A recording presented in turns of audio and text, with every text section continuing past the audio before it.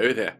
If you like these videos, please don't forget to like, share and subscribe to the channel so you can get more content like this, as well as a whole bunch of other random stuff that tends to crop up in my content. Now today we're going to be talking about something called predetermined susceptibility, and this is actually a relatively recent topic.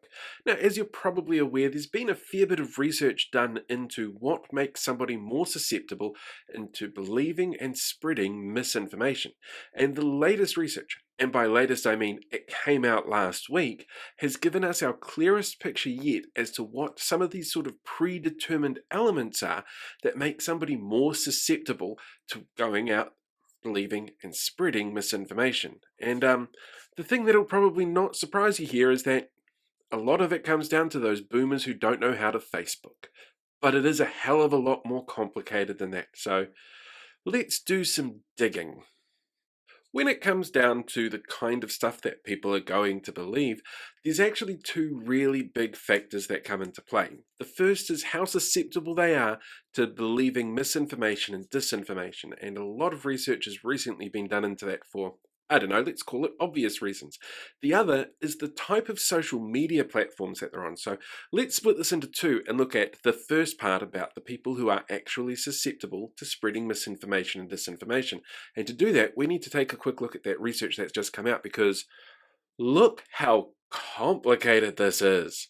Now, essentially what they did was a bunch of surveys, where every time they did another round of survey questions, they just changed it and tweaked it a little bit so that they could see how people responded and how they reacted. We're talking massive survey responses across the United States, and that part is really important because the results do skew very much towards the Americans. And what they found was actually kind of fascinating.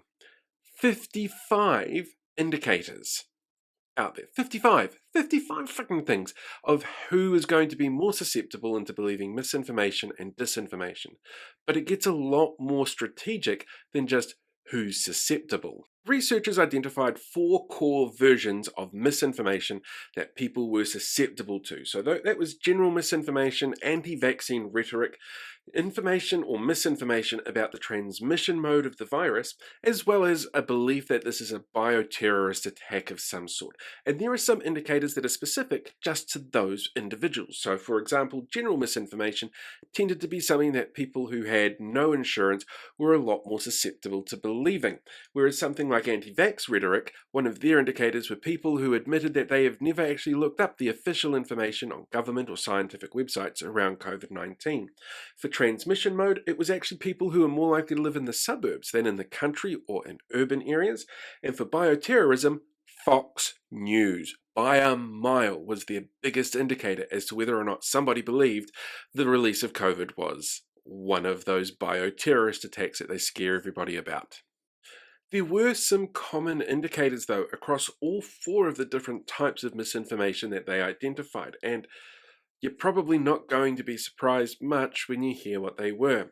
Generally speaking, people over the age of 40, which I do feel kind of personally attacked about, but their age groups are 40 to 49, so I kind of get it. People who have a more conservative outlook or a much more religious outlook on life. People who tended to have lower incomes, who had poorer education levels, so maybe finished high school or possibly a very little bit of university or tertiary study before they've dropped out.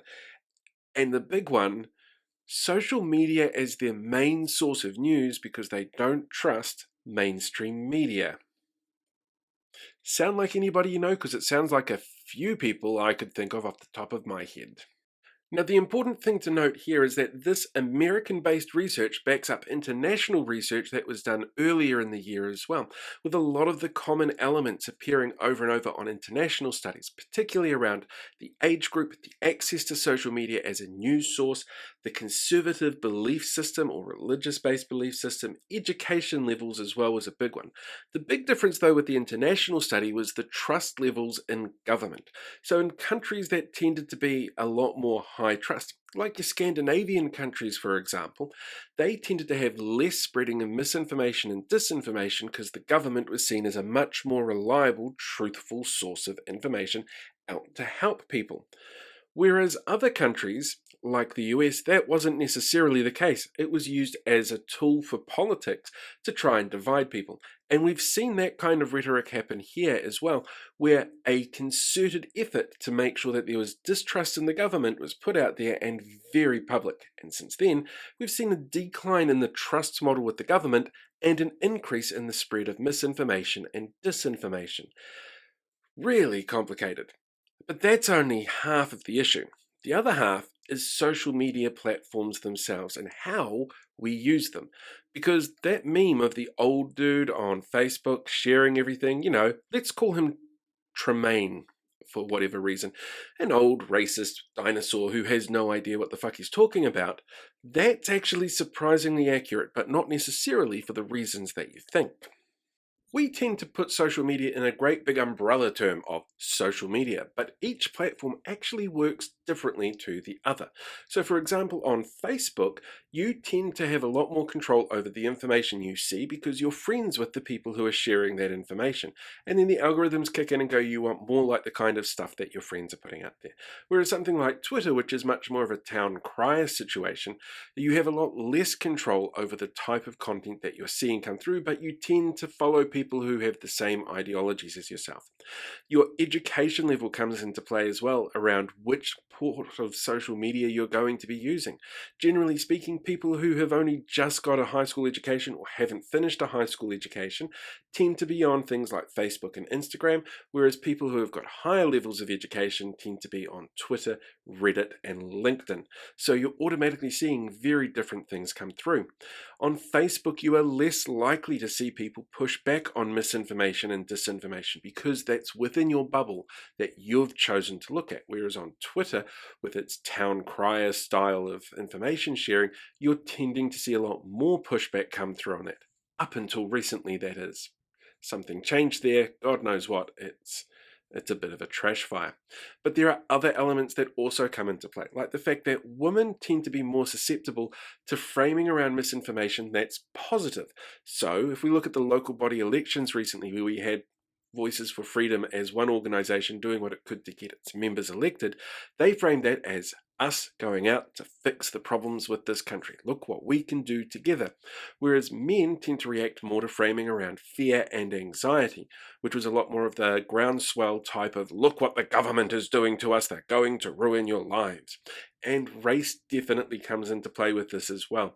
People of colour tend to be less susceptible to misinformation and disinformation when it's framed in that fear and anxiety pose, but much more susceptible when it comes to being positive and sharing and all happy, clappy, kumbaya stuff.